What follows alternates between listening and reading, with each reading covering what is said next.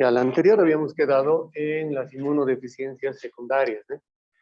Entonces, inmunodeficiencias secundarias. Y habíamos dicho que las inmunodeficiencias secundarias estaban dadas por factores externos. Factores externos.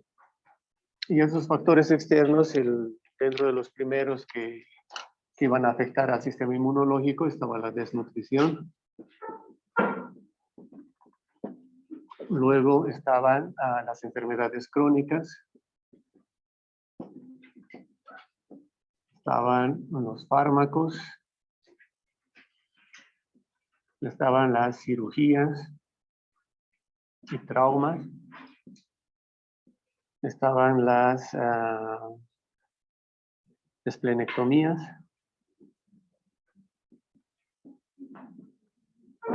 Y estaba la inmunosenescencia.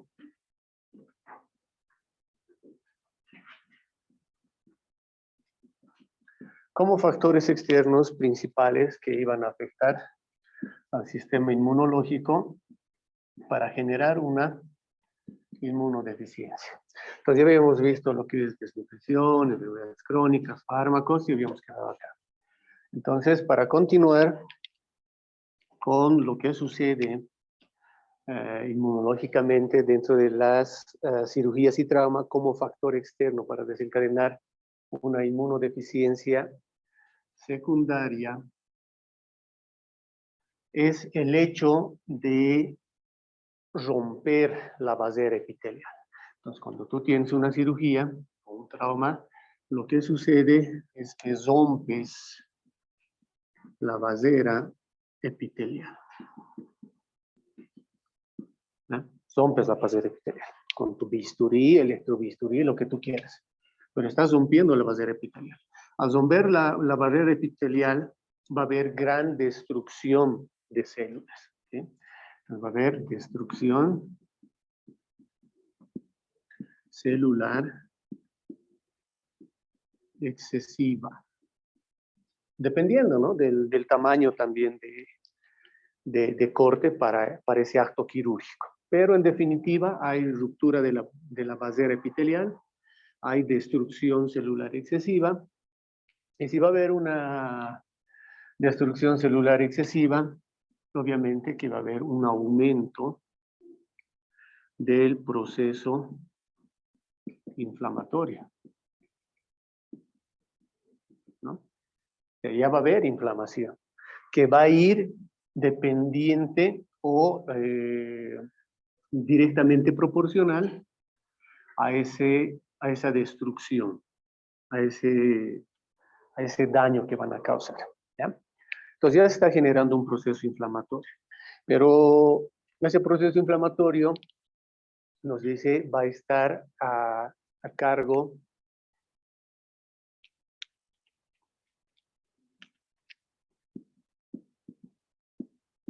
de los DAMs. O sea, aquí quienes juegan un rol importante son los patrones moleculares asociados a daño, porque es daño que estamos ocasionando en el acto quirúrgico. Entonces, esos DAMs van a emitir, obviamente, una respuesta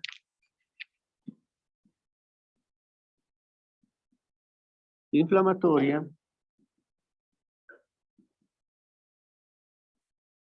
dependiendo. Si es excesiva, también va a ser excesiva. Si es mínima, mínima. Si es moderada, moderada, ¿no? Entonces, inflamación leve, moderada, severa, grave, etc. Pero esa respuesta inflamatoria va a ser dada gracias al reconocimiento de estos DAMs, pero por los receptores de tipo TOR. Entonces, gracias al reconocimiento de esos receptores de tipo TOL, es que se va a aumentar las citocinas proinflamatorias. En especial la interleucina 6 y el factor de necrosis tumoral alfa. Esos son los que se van a aumentar más, ¿ya? Entonces, dependiendo, volvemos a repetir, del daño que se esté ocasionando, esta respuesta con estas citocinas proinflamatorias puede ser grave, ¿no? Puede ser elevada. Y al ser elevada, se pueden emitir una respuesta inflamatoria sistémica.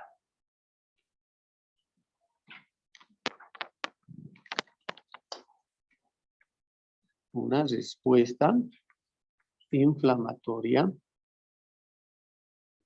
pero sistémica. ¿No?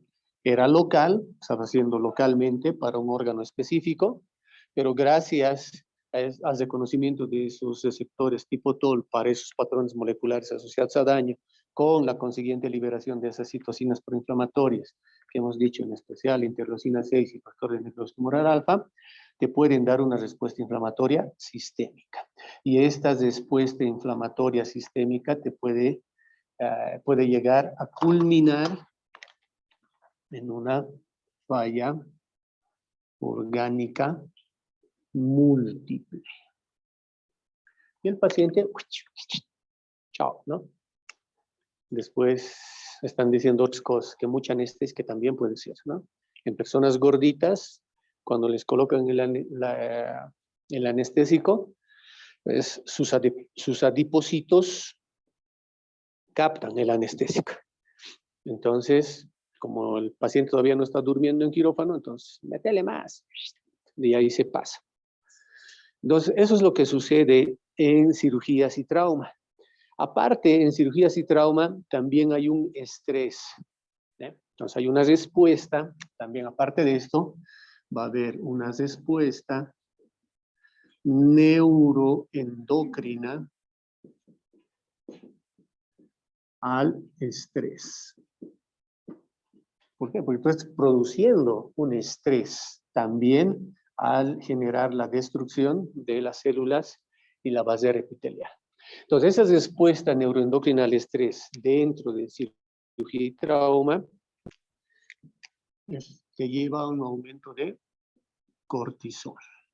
Y si hay un aumento de cortisol, te va a llevar a una inmunodepresión. Y si hay una inmunodepresión, te va a llevar a una anergia inmunológica. ¿Qué quiere decir anergia?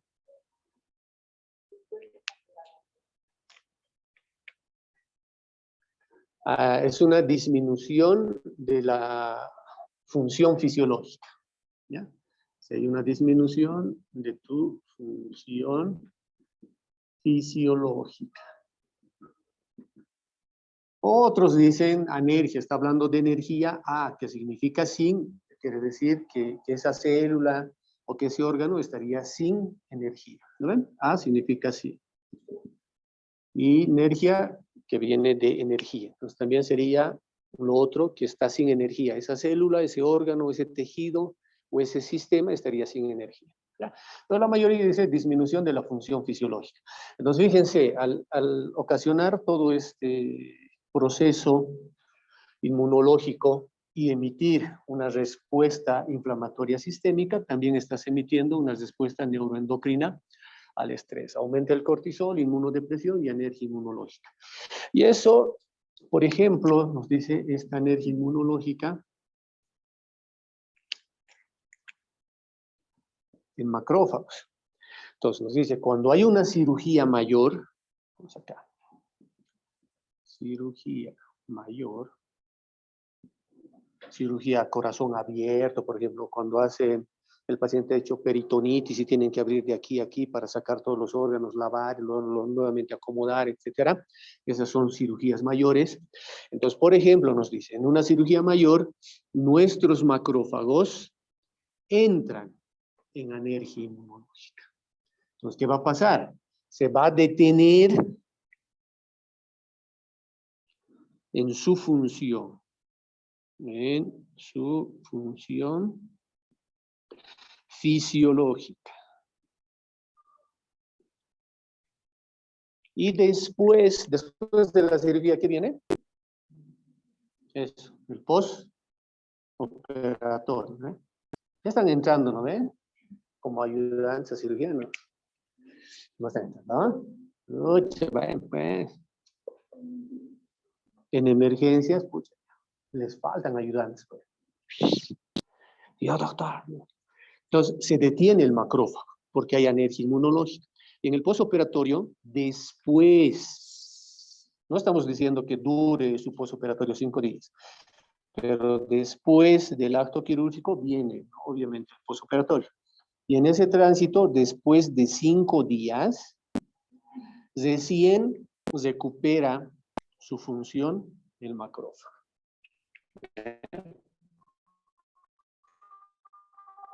Entonces se dan cuenta, y solamente es un ejemplo nada más que estamos dando del macrófago, pero así funciona el sistema de acá, ¿no? Muy bien. Hablando de lo siguiente, de las esplenectomías, ¿qué es una esplenectomía?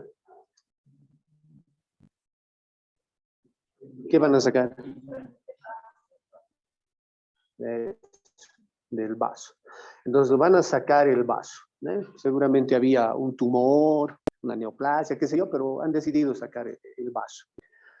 Nos dice, cuando operan a un paciente del vaso, hacen una esplenectomía, el paciente se vuelve susceptible a neumonías. Infecciones por estreptococo neumonía. Las neumonías son características de infección de adultos mayores, no de personas jóvenes, ¿no? Entonces, si esa persona era un paciente joven, 40 años, 35 años, y le han hecho ese acto quirúrgico, pues él toda su vida va a estar con infecciones por estreptococo neumonía. Va a tener neumonías a repetición. Y además va a aumentar su mortalidad, aumenta su mortalidad por sepsis en un 50 a 70%. Entonces, por esas dos características de sacar el vaso y de que ese paciente se vuelva susceptible, cada vez esté con enfermedades neumónicas crónicas, y por el hecho de que puede llegar a fallecer por sepsis en un elevado porcentaje, se dice, no, o sea, ya no hacen los cirujanos esplenectomías, ¿eh? También se cuidan. Como todo es, ¿no ve? Medicina basada en evidencias, dicen, ¿no? Que está mal traducido y es medicina basada en lo evidente, pero así nos manejamos. Muy bien, vámonos al otro que nos dice inmunosenescencias para acabar esto de inmunodeficiencias secundarias. Entonces, vámonos en este. Inmunosenescencia. Para hablar de inmunosenescencia, tenemos que decir que cualquier persona, ¿ya?, que tenga mayor de 65 años es considerada de adulto mayor, ¿ya? Adulto mayor. Y a partir de los 65 años disminuye la función de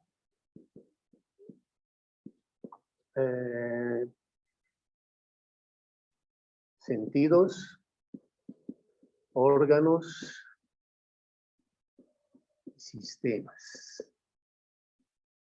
O sea, todo ya viene en declinio, ¿eh? Entonces, la persona ya empieza a tener en sus historias clínicas, ¿no?, disminución de la agudeza visual, disminución de la agudeza auditiva, disminución, o sea, todo ya va disminuyendo a partir de los 65 años.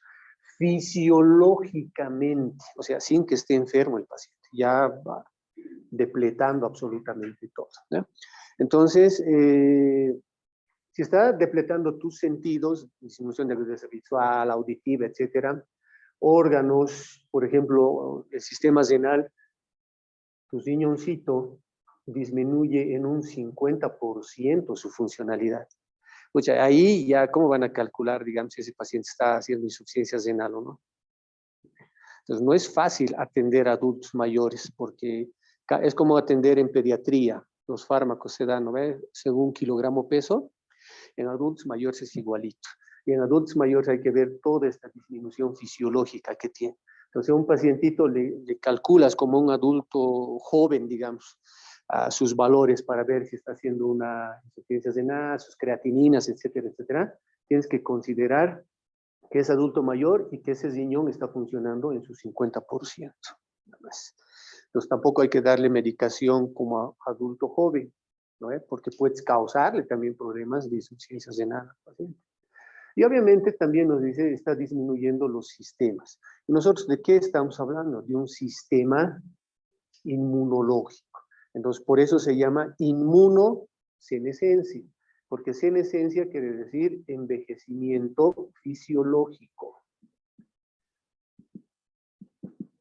Envejecimiento fisiológico. Y hay otro término que se denomina de inmunosenescencia, senilidad. Y la senilidad es el envejecimiento, pero patológico, ¿no? Muy bien. Entonces, por eso se caracteriza la inmunosenescencia. Pero, ¿qué características va a tener desde el punto de vista de nuestro sistema inmune? Quiere decir que dentro de esto, dice, no importa que el paciente tenga un reto inmunológico.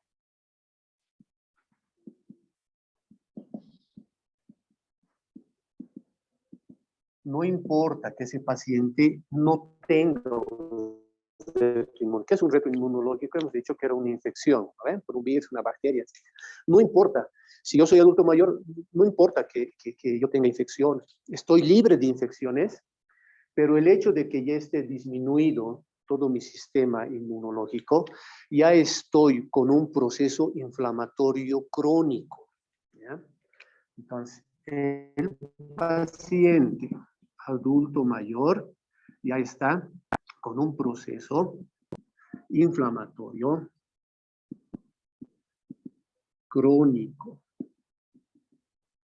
Y ese proceso inflamatorio crónico se denomina de inflammation aging, ¿ya? Envejecimiento por inflamación. Entonces, fíjense, no es necesario un reto. ¿Por qué? Porque el paciente ya ha depletado todos sus sistemas, órganos y sentidos. Y ya está esa persona mayor con un proceso inflamatorio crónico. Y si hay un proceso inflamatorio crónico, quiere decir que ese mismo pacientito adulto mayor también va a estar con un aumento de citocinas proinflamatorias. Proinflamatorias.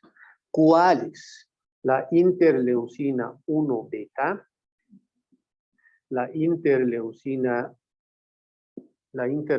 6 y tu factor de necrosis tumoral A. Esas tres. ¿Ya? Esas tres están elevadas en ese pacientito. Y obviamente el mismo proceso de inmunodeficiencia te va a causar un defecto. Te va a causar un defecto de tus linfocitos T y tus linfocitos B.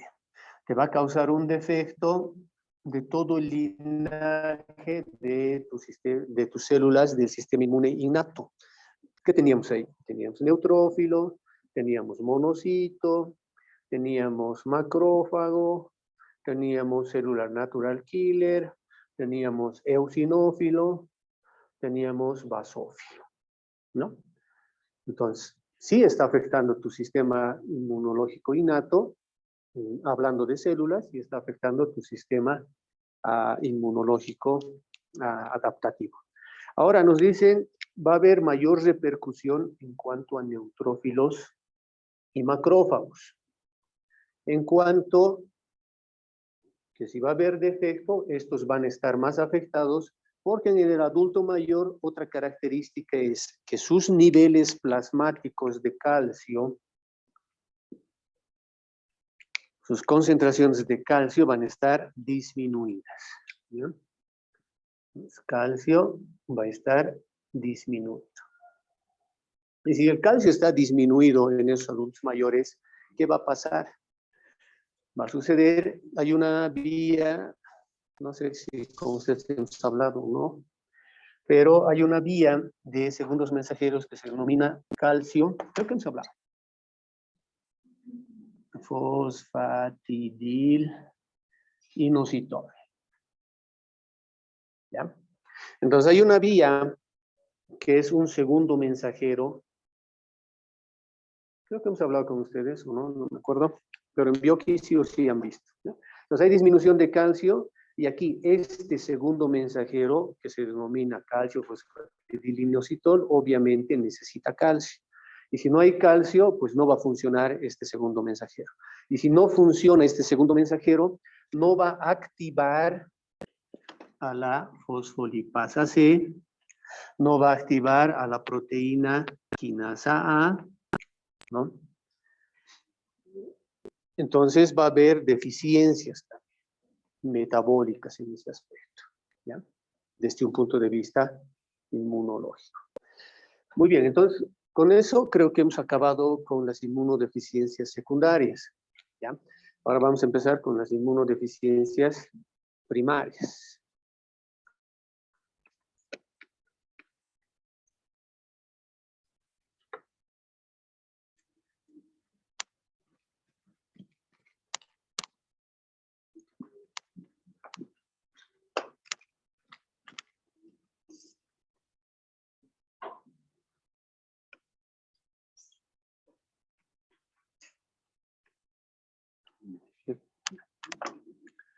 Entonces ahora tenemos que hablar de las inmunodeficiencias primarias.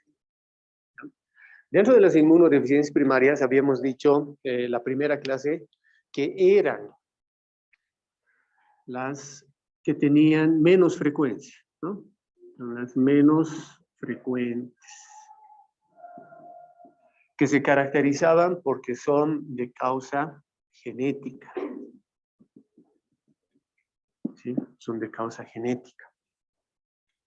Entonces había un doctorcito que se llamaba Jan... Ay, no me acuerdo, pero era Kantorovich, que en las revistas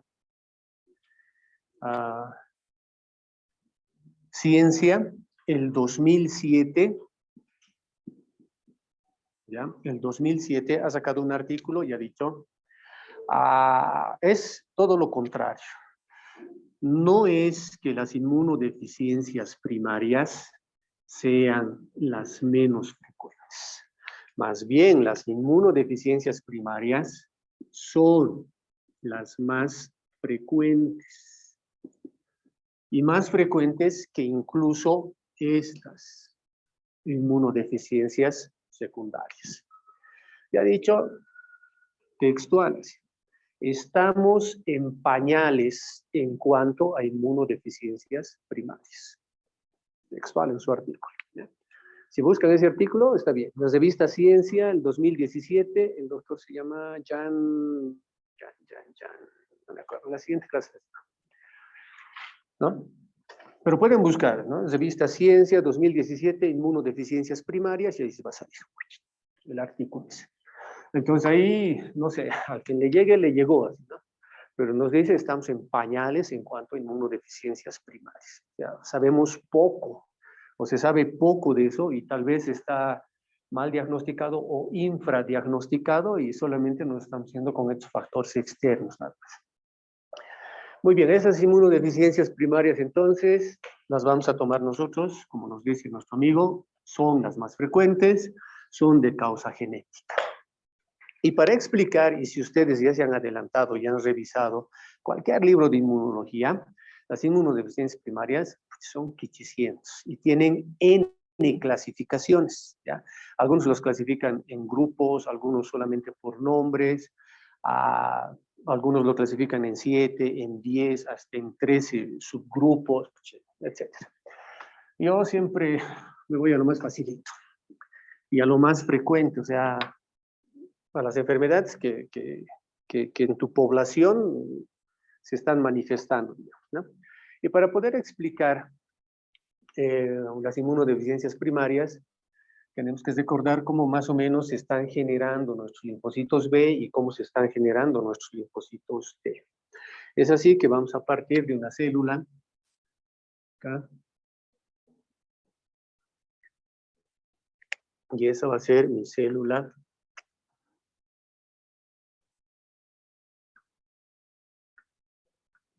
precursora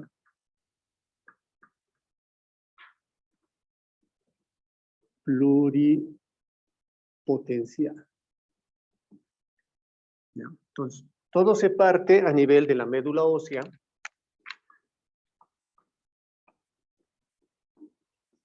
A partir de la médula ósea, con una célula precursora pluripotencial. Esa célula precursora pluripotencial pues va a dar origen a otra célula que va a ser un linfocito común. La célula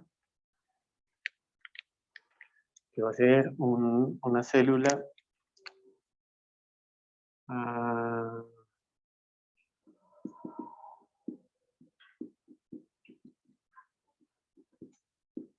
linfocítica común. Pero esa célula linfocítica común te va a dar lugar a la generación de tus dos linfocitos. Por un lado, vas a tener linfocitos B, aquí, a tener a un linfocito pro B.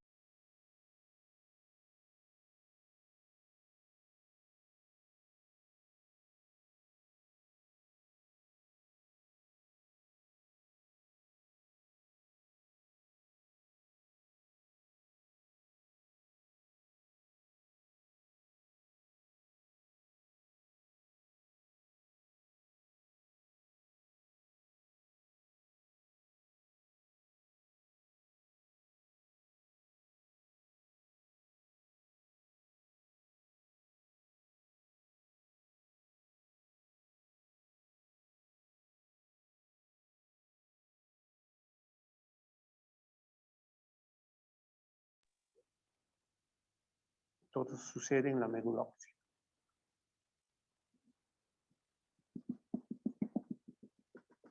¿No? Todo está dentro de esa médula ósea. Obviamente que aquellos linfocitos tendrán que ir hacia el timo para madurar y activarse, ¿no? Aquí este linfocito pre-B, continuaremos con esta y luego nos vamos a ir aquí al otro lado. Este linfocito pre-B tiene que madurar.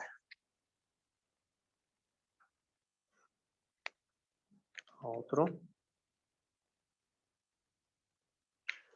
Que va a ser el linfocito B, linfocito B inmaduro. Linfocito B inmaduro. Que tiene que ir, pues ya no alcanza la pizarra. Que se va a diferenciar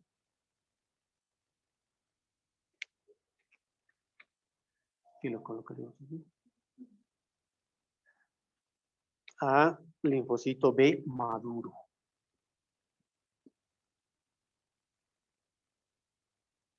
B maduro.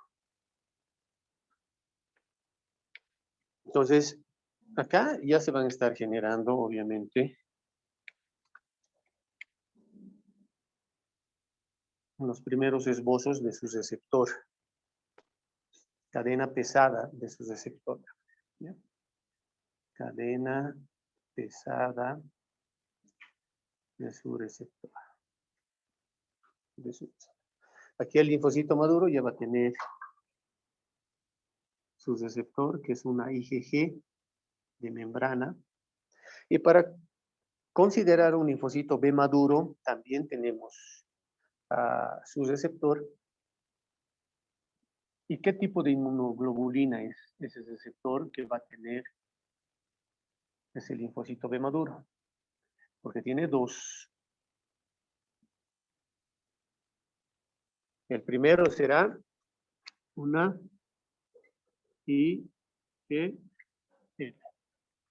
Y el segundo, que es también importante, porque el segundo, aparte de permitirle la maduración, permite el cambio de switch para que esto cambie inmunoglobulina G, inmunoglobulina A, inmunoglobulina E, que es la inmunoglobulina D. Entonces, nuestro linfocito maduro tiene como receptores de membrana, sus BCRs, a la inmunoglobulina M y a la inmunoglobulina D. Obviamente que este linfocito inmaduro, que está pasando al linfocito B maduro, también va a generar las otras células. Entonces aquí tendremos otra célula. Aquí tendremos otra célula. Aquí tendremos otra célula. Para hacer referencia a las otras células que van a tener distintos anticuerpos.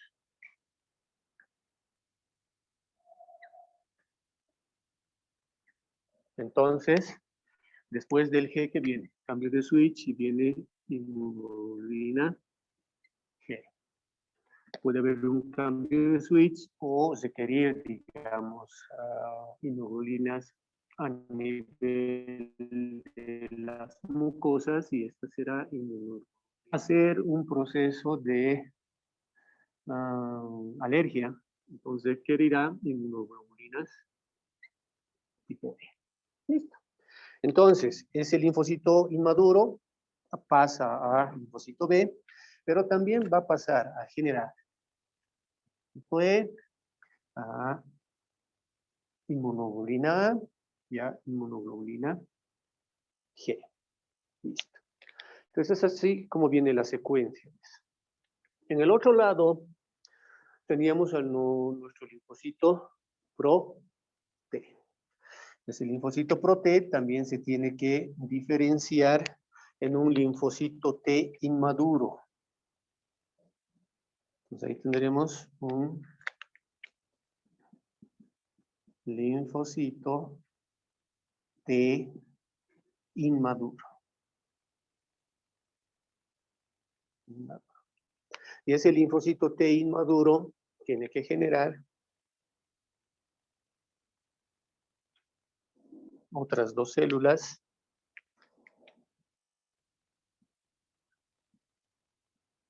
que corresponderán a mi CD8 más o linfocito T citotóxico, ¿no?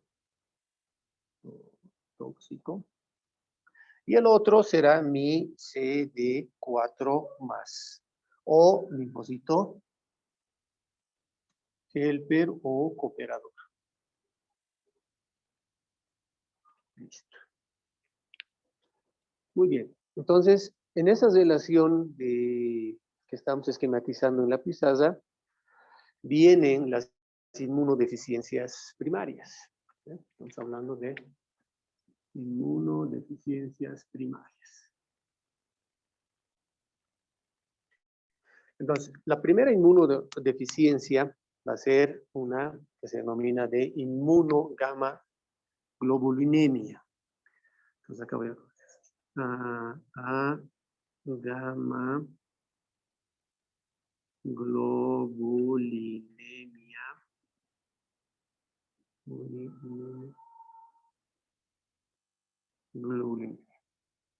Muy bien. Entonces, esta es o enfermedad de Bruto. Entonces, ahí. Y esta viene a este nivel.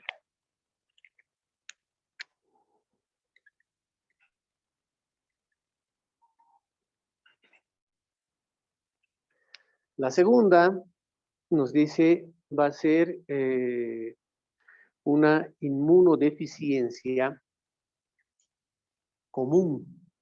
¿Ya? Entonces, esto lo voy a borrar. Esto nada más. Y nos dice, viene la inmunodeficiencia común. Y voy a colocar. Inmunodeficiencia común. Entonces, una vez que tengamos nuestro linfocito B, ¿tiene que generar una célula plasmática? No. Sí, porque la célula plasmática luego tiene que generar los anticuerpos específicos, ¿no es cierto? Entonces, cuando tengas tú tu linfocito B que ya está maduro, este tiene que generar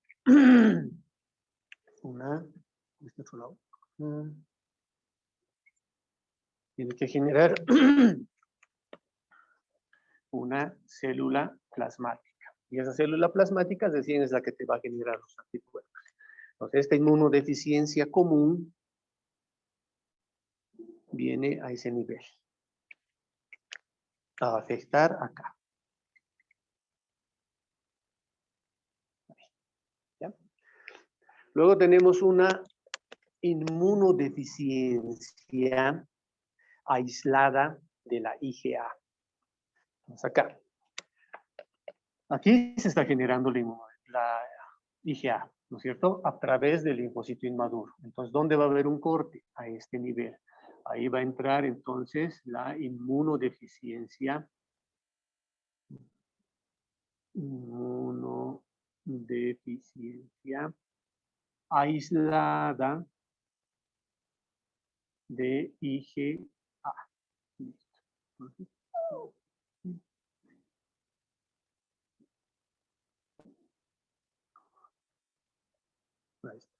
Entonces, ¿dónde va a entrar a cortar?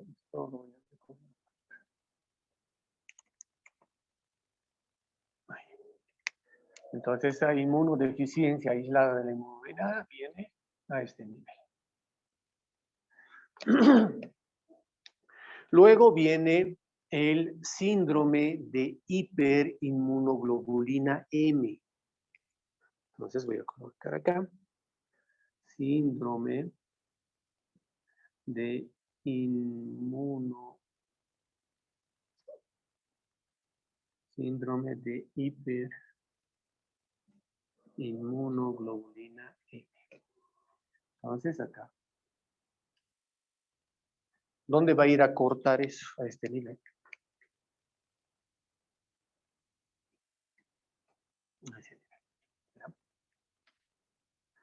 Entonces, dentro de los textos, si es que logran encontrar esta gráfica, estas 1, 2, 3 y 4 son las inmunodeficiencias primarias más comunes, las que los niñitos van a presentar. O sea, las inmunodeficiencias primarias, ¿en qué se van a manifestar? En lactantes, ¿verdad? ¿Hasta qué edad recién pueden presentarse inmunodeficiencias?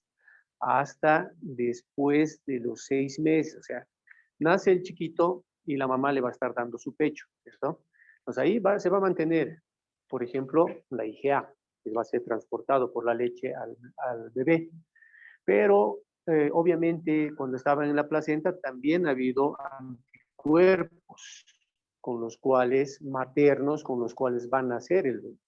Y esos anticuerpos o inmunoglobulinas que ha recibido el bebé en estado gestacional de la madre van a empezar a depletar 6 meses. Entonces, de los 6 meses, de siempre puede hacer laboratorio al chiquito y todas las cosas para ver qué tipo de inmunoglobulina o qué tipo de anticuerpo está depletado en ese organismo.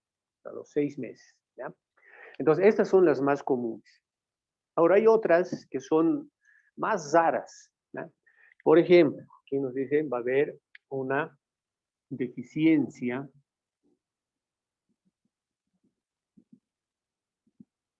de ADA.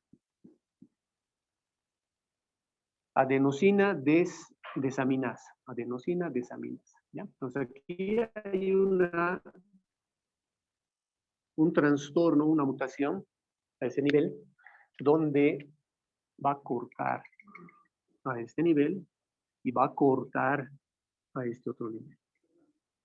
Entonces, este va a ser un tipo de inmunodeficiencia primaria combinada. Entonces, esta es una inmunodeficiencia combinada. ¿Ya?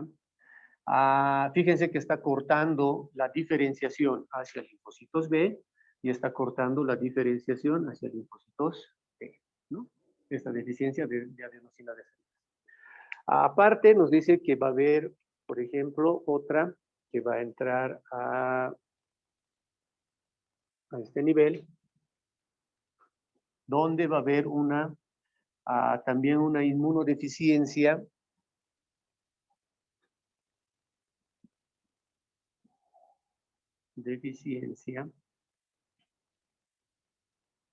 crónica grave.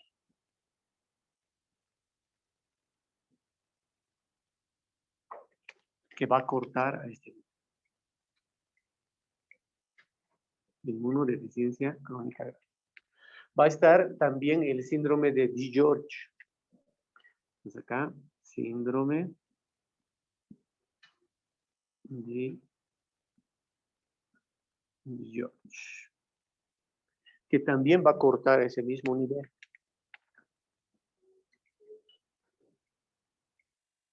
¿Ya? Síndrome de George. Y también va a haber otra que es una inmunodeficiencia combinada, que va a estar a este nivel. Entonces acá, inmunodeficiencia combinada.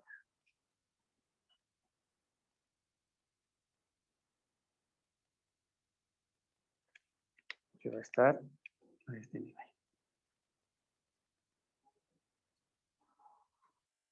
Listo. Muy bien.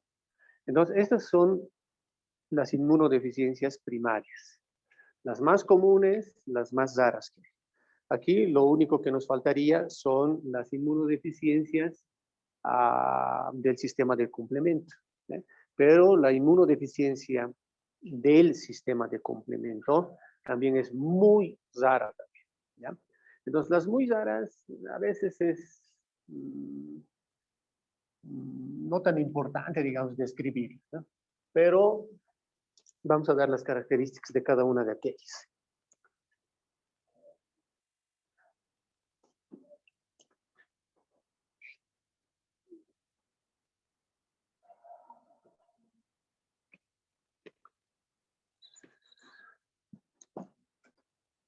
Mañana van a ir al nuevo TC, ¿no?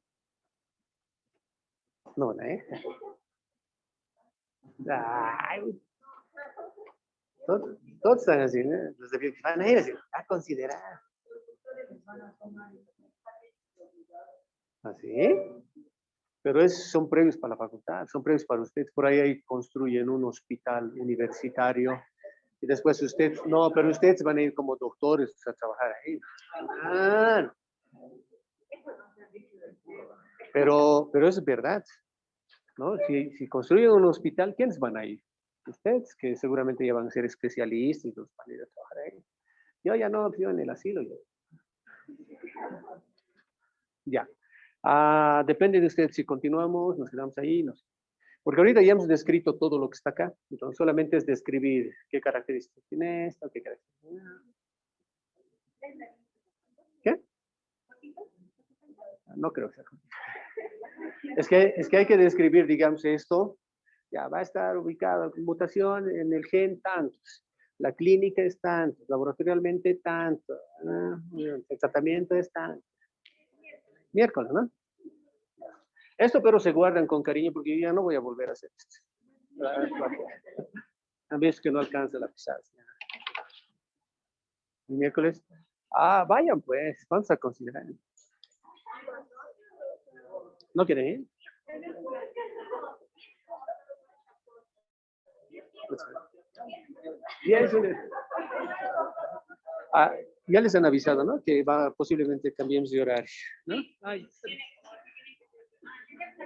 Desde la próxima, esta semana que viene, vamos a mantener